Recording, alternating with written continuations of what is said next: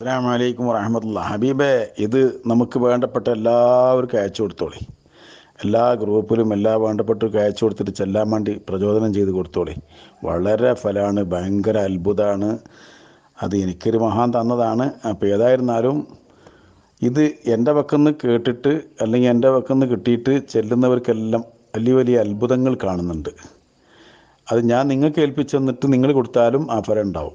ഏതായിരുന്നാലും ഇൻഷാ അല്ലാഹ് നമ്മളെ ഇനിയുള്ള ജീവിതകാലത്ത് ഈ സ്വലാത്തുൽ കുബറിൻ്റെ ഖാദിമായി ജീവിച്ചു മരിക്കാൻ അള്ളാഹു തൗഫീഖ് ചെയ്യട്ടെ. ഇത് ചില്ലറ വിഷയമല്ല. ഈ സ്വലാത്തുൽ കുബറക്കും സ്വലാത്തുൽ ഫാത്തിഹിനും വലിയ അത്ഭുതം. ഈയിടയ്ക്ക് റസൂലാനെ കണ്ടുകൊണ്ടേയിരിക്കുന്ന ഒരാൾ എന്നോട് പറഞ്ഞു, റസൂലാനെ മനാമൽ ഇങ്ങനെ കണ്ടുകൊണ്ടിരിക്കുന്നേ. അയാൾ ഈ താജ് സ്വലാത്ത് മാത്രമാണ് കൂടുതൽ ചൊല്ലിയിരുന്നത്.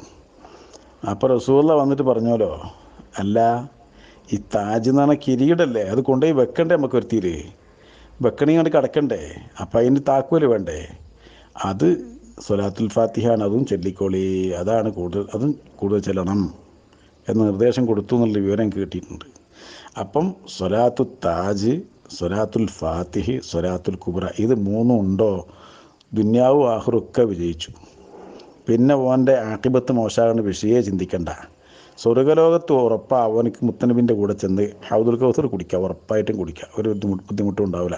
ഖബറിൽ ഒരു പ്രയാസം ഉണ്ടാവില്ല. റസൂലുള്ളാഹിൻ്റെ റൂഹിൻ്റെ ആത്മാവിൻ്റെ ഒരു ബന്ധം അവിടെ ഉണ്ടാവും, യാതൊരു സംശയവുമില്ല. ആ നിലക്ക് നിങ്ങളും ചെയ്തോളി, നിങ്ങളെ പെരക്കാരും ചെയ്തോളി, നിങ്ങൾക്ക് വേണ്ടപ്പെട്ടവരെ കൊണ്ട് ചെയ്യിക്കും ചെയ്തോളി, വേണ്ടപ്പെട്ടവർക്കെല്ലാം എത്തിച്ച് കൊടുക്കുകയും ചെയ്തോളി. അള്ളാഹു ദീർഘായുസ്സും ആഫിയത്തും പ്രദാനം ചെയ്യട്ടെ. അസ്സലാമു അലൈക്കും വറഹ്മത്തുള്ളാഹി.